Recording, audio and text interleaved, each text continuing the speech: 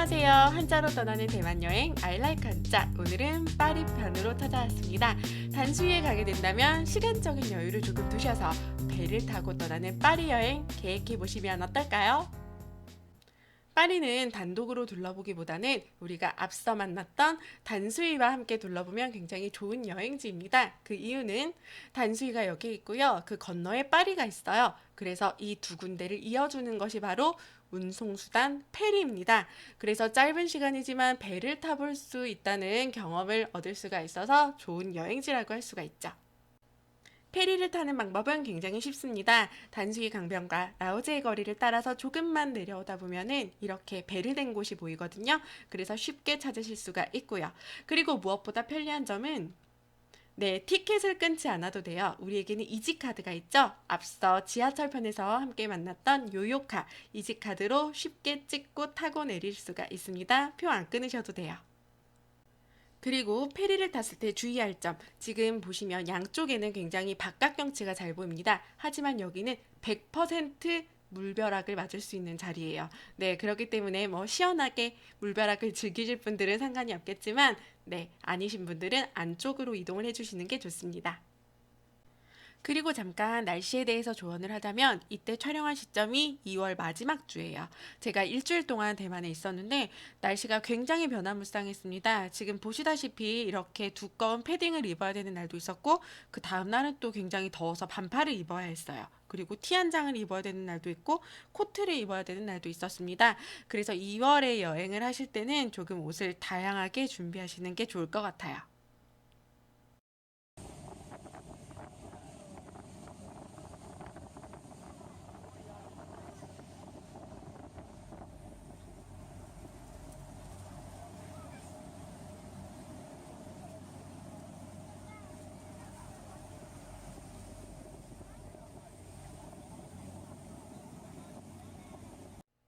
약간의 물벼락도 맞으면서 단수위에서 출발한 페리가 드디어 파리에 도착을 했습니다. 이제부터 무엇을 하면 좋을까요?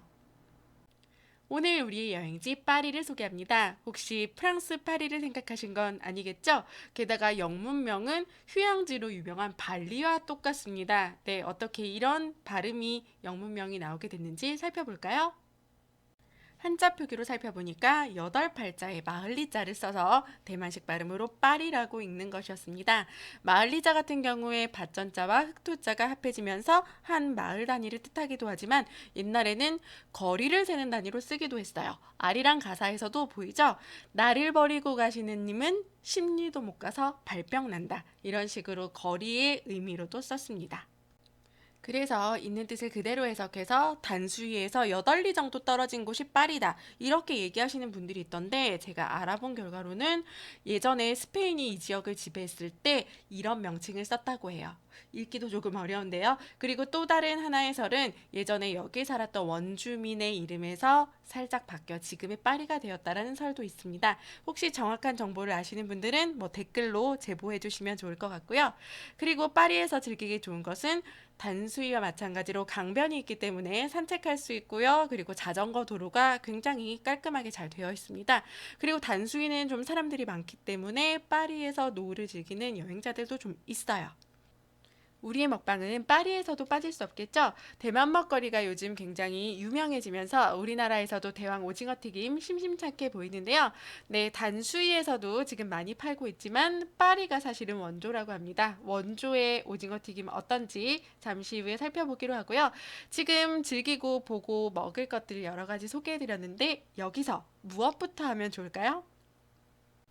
제가 선택한 것은 바로 자전거를 타는 것이었습니다. 언뜻 보면 한강에서 자전거 타기가 떠오르실 것 같은데요. 비슷하면서도 다른 점이 있어요. 이 지역은 강과 바다가 만나는 곳이기 때문에 조금 풍경이 독특하기도 하고 그리고 주변이 큰 대도시가 아니기 때문에 자연환경과 조금 더 어우러지는 그런 소박한 느낌이 드는 장소입니다.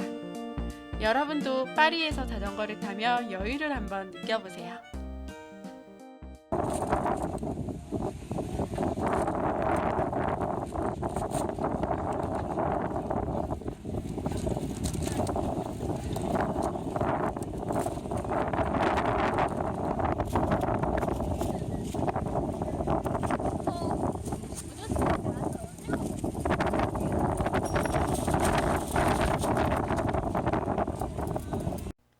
그런데 자전거를 타고 가다 보니 길 한복판에 이런 것이 보였습니다.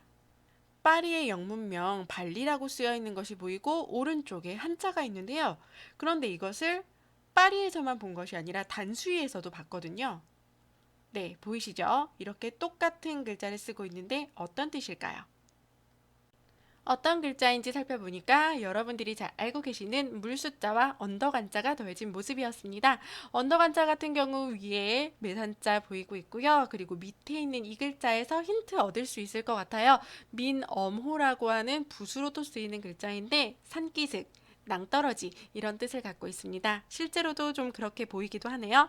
네, 그래서 대만에서는 이 언덕한자를 가장자리, 어디 무슨 가 이렇게 쓰고 있어요. 그러니까 냇가, 우물가, 강가, 바닷가 이런 식으로 가장자리, 경계 부분에 쓰는 가라고 해석을 하시면 됩니다.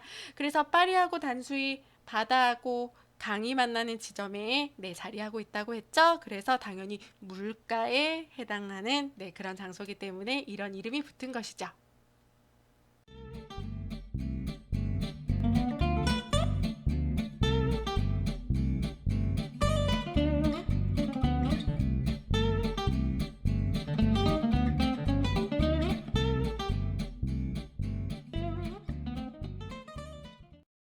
한 시간이 넘도록 자전거를 탔더니 이제 좀 출출해지더라고요. 네, 그래서 파리에 왔다면 꼭 들러야 할 그곳에 드디어 가봤습니다. 간판을 클로즈업 해봤는데요. 화살표 방향에 바로 이 가게입니다. 무엇을 파는 곳인지 아시겠어요? 앞서 말씀드렸던 오징어 튀김 영상으로 만나시죠.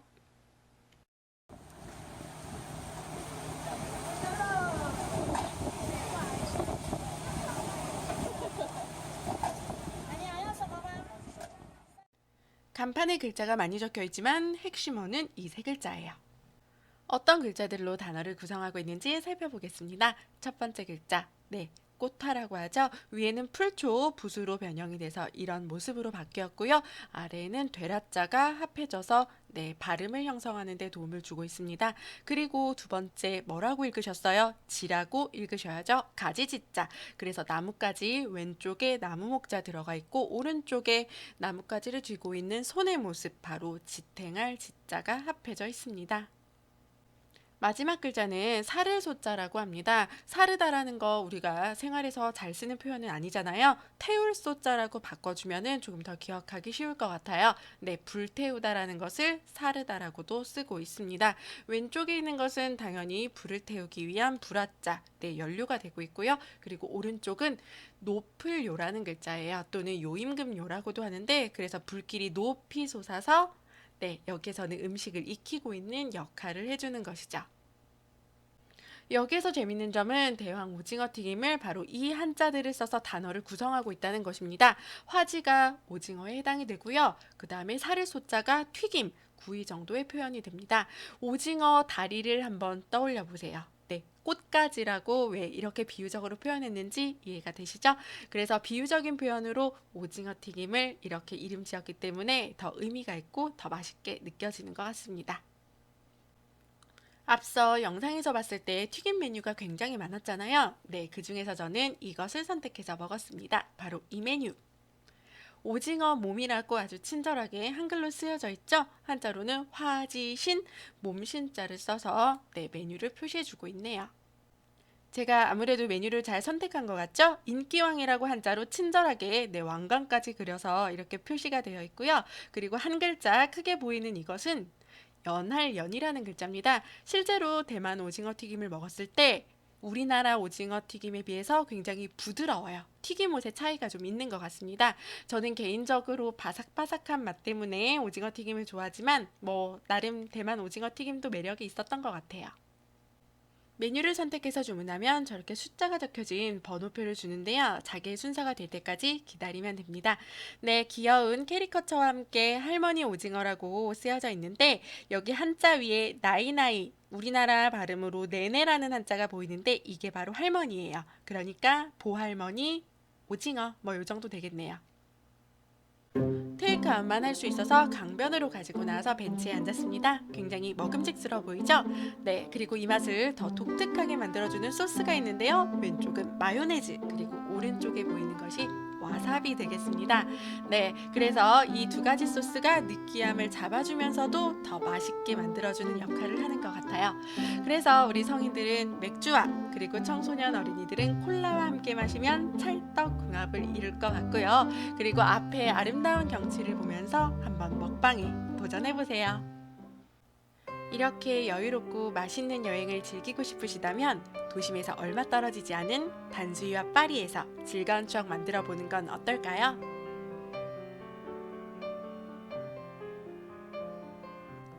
다음 시간에는 하루에 5끼도 가능하게 하는 대만의 맛있는 먹거리들을 추천해 드리도록 할게요. 다음 시간에 뵙겠습니다. 안녕!